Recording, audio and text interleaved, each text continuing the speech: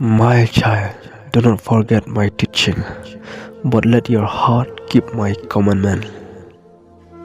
Trust in the Lord with all your heart, and do not rely on your own insight.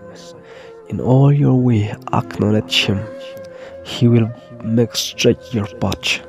Do not be wise in your own eyes. Fear the Lord and turn away from evil.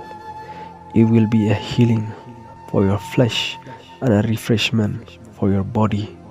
Honor the Lord with your substance and with the first fruit of all your produce. Then your barn will be filled with plenty, and your vats will be bursting with wine. My child, do not despise the Lord's discipline or be weary of his reproof, for the Lord reproved the one he loved, as a father the son in whom he delights.